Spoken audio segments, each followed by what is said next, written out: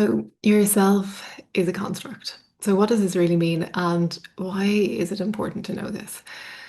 So, if you think about it in terms of Lego bricks, think about yourself in terms of Lego bricks. And the first brick is the idea of a sense of self as a separate entity. So, that's the first brick. The next brick is the notion of having certain traits or characteristics.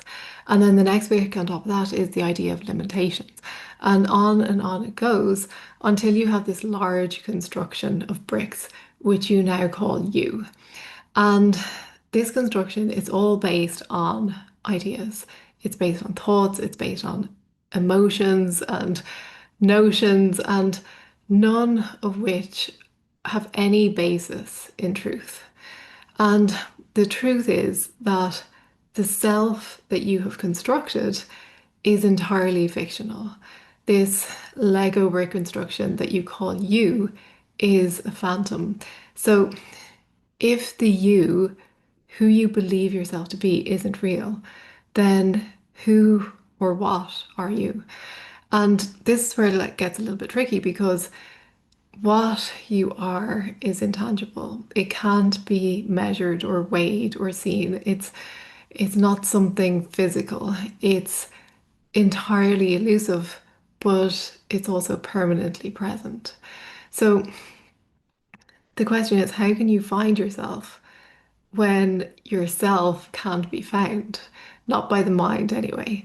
And the mind only knows the world of objects and colors and sounds and things that seem tangible.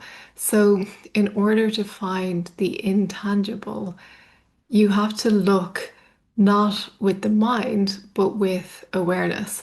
And you have to drop the mind. You have to recognize that what has always been here is prior to the mind. So you're not recognizing something new. You're not creating something that didn't exist already. You are just being aware of yourself, your true self, which is not a construct.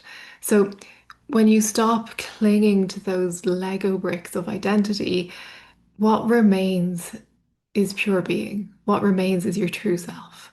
And it's not the roles, it's not the labels, it's not the traits, it's just awareness itself. And that awareness isn't something that you have.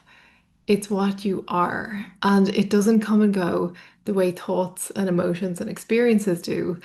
It's the constant background, the open space where everything appears and disappears. So the more you realize this, the more you rest here, the more that you see that freedom doesn't come from building a better version of the self. It doesn't come from recreating the construct of the self. There is no better version or alternative version.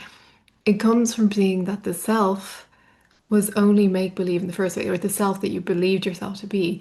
And this is why recognizing your true self is so important. It's recognizing that the identity, the self that you created was a construct.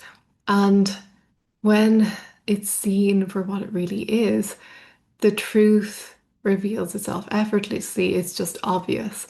And that truth is so simple. It's, if we continue with the Lego analogy, it's that you're not the Lego construction, you're the space in which the Lego appears. So stay with that, rest in that, and know that that space in which everything appears is your true self, which is ever present and unchanging.